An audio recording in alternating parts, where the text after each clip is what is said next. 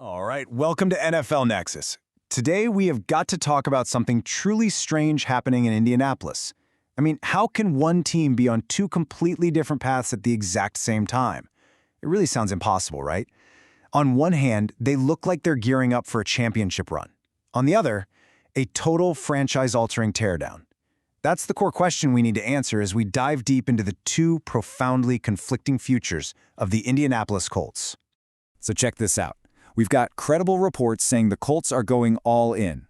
I'm talking handing out huge market-setting contracts to a veteran QB coming off a major injury and a breakout star receiver. It's a classic win-now move if I've ever seen one. But then, at the same time, we're hearing from equally credible sources that the team is actively trying to trade its former number 4 overall pick, quarterback Anthony Richardson, in a situation that insiders are calling incredibly toxic.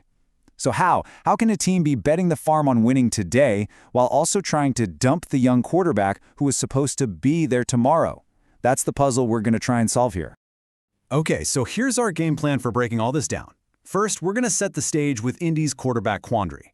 Then, we'll explore that first possible timeline, what we're calling Scenario 1, the all-in on speed approach. After that, we'll flip the coin and look at the alternate universe, Scenario 2, the Richardson reset.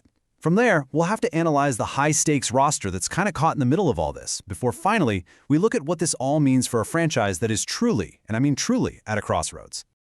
To really get why the Colts are feeling this immense, almost suffocating pressure, you got to go back to the 2025 season. Just picture this. Through 10 games, the team is being led by quarterback Daniel Jones, and they're on fire. I mean, they're sitting pretty at 8-2, looking like a real Super Bowl contender in the AFC. The offense is just humming, the defense is making big plays. Indianapolis felt like the center of the football universe. And then, disaster struck. Jones goes down with a brutal Achilles injury, and the entire season just goes into a complete and total nosedive. The Colts lost their next 7 games in a row. I mean, a complete, utter collapse that took them from 8-2 to finishing 8-9 out of the playoffs entirely. That kind of fall from grace, that kind of implosion, well, it puts everybody's job on the line, and it forces a front office to make some very, very bold moves. So let's explore that first possible future, the one where the Colts front office looks at that 8-2 start and says, that was the real us. That was no fluke. In this timeline, you've got general manager Chris Ballard and head coach Shane Steichen pushing all their chips right into the middle of the table. There is no talk of a rebuild here. Nope, they are doubling down, maybe even tripling down, on the core they believe can win right now. They're basically viewing that 7-game losing streak as just a direct result of the QB injury, not as a sign of some deeper flaw on the roster. This is as win now as it gets, folks. It's the purest, most aggressive form. So, the very first move in this aggressive game plan is a huge, and I mean huge, bet on their quarterback, Daniel Jones. Now remember, he's coming off that catastrophic Achilles tear, an injury that, historically speaking, has been a career killer for quarterbacks who rely on their mobility. But the Colts? They hand him a 2-year, $88 million fully guaranteed deal. That's $44 million a year. This isn't just a simple vote of confidence. This is a monumental gamble that his surgically repaired Achilles is going to hold up and that he can find that magic he had in early 2025. It's the team screaming that they believe if Jones can just stay on the field for a full season, he can take this roster on a deep, deep playoff run. It's a heck of a risk, but in their minds, it's one they have to take to keep up in a loaded AFC. And hey, what good is an $88 million quarterback if you don't give him an elite weapon to throw to, right? Well, to solve that little problem, the Colts make their next blockbuster move. They make their wide receiver Alec Pierce one of the NFL's highest-paid pass catchers, signing him to a monster 4-year, $114 million extension. Pierce was coming off a massive breakout season, and you better believe other teams were lining up to throw money at him in free agency. So the Colts had to pay a big-time premium to keep their guy. This isn't just about keeping a player they drafted. No, this is about anointing him as their undisputed #1 target and the focal point of their entire offensive philosophy for years to come. So when you put these two contracts together, totaling over $200 million, they basically tell you the team's entire offensive game plan. You see, the Colts traded away their reliable veteran possession receiver, Michael Pittman Jr., a guy who was an absolute machine when it came to moving the chains on third down. By letting him go and paying Pierce all that money, they're making a crystal clear statement. We are all in on a vertical, deep strike passing attack. I mean, Pierce led the entire league last season with an insane 21.3 yards per catch on his way to his first 1,000-yard season. The strategy is simple. Let's turn this into a track meet. They are daring defenses to try and keep up with their speed, betting that the Jones to Pierce connection can create enough explosive, game-changing bombs to win shootouts. And hey, don't just take my word for it. This philosophy comes straight from the top. General Manager Chris Ballard said it himself.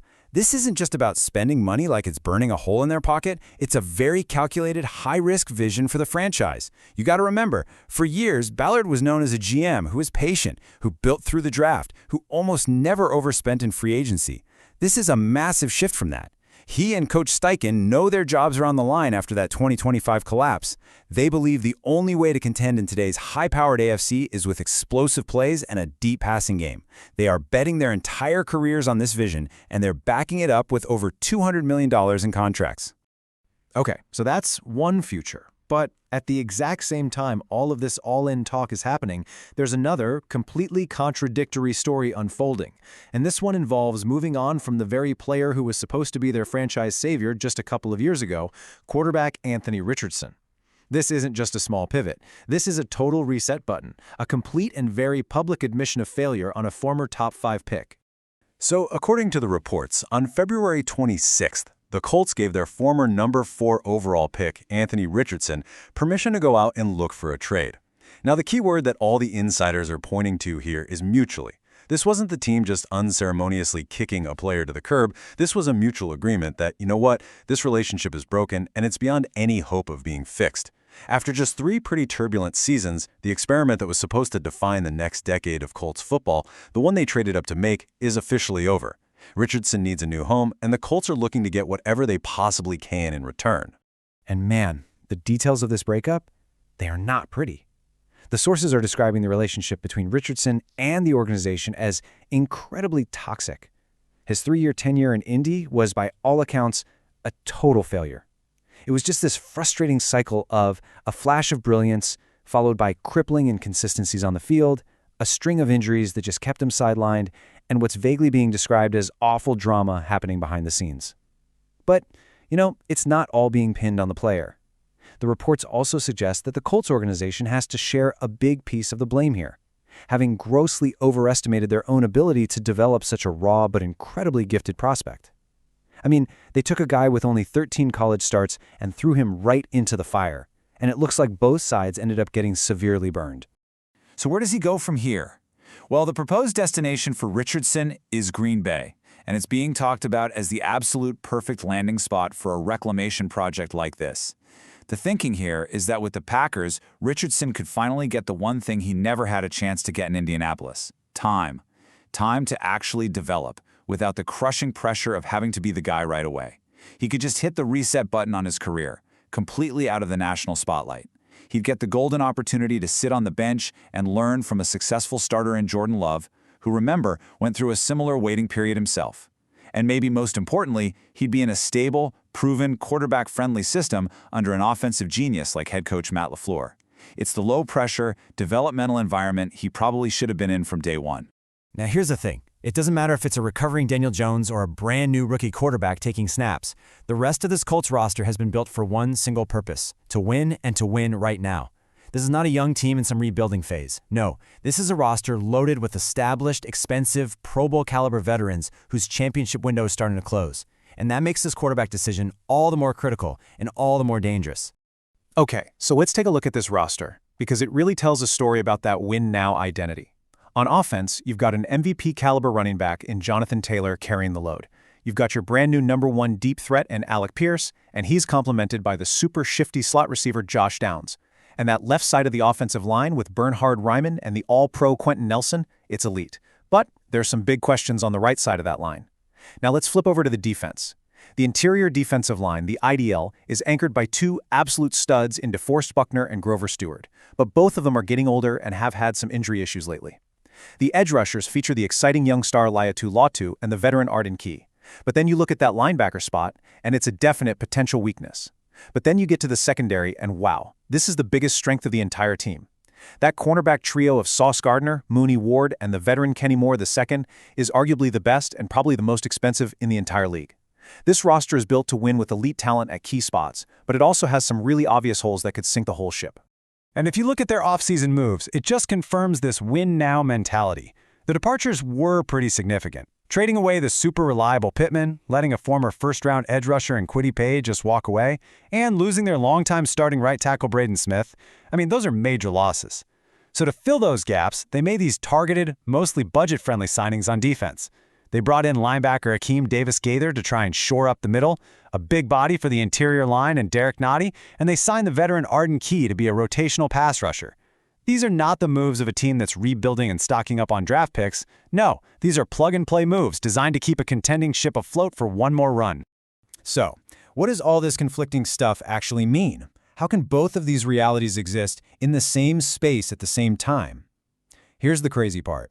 Whether you're looking at the Daniel Jones all-in plan or the Anthony Richardson reset plan, when you take a step back, you realize they aren't actually that different. They're just two different reactions to the same root cause. And both of these scenarios, they reveal a much, much deeper truth about where the Indianapolis Colts are as a franchise right now.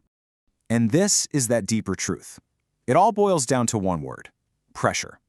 This is a franchise that is operating under immense, crushing pressure after that 2025 collapse.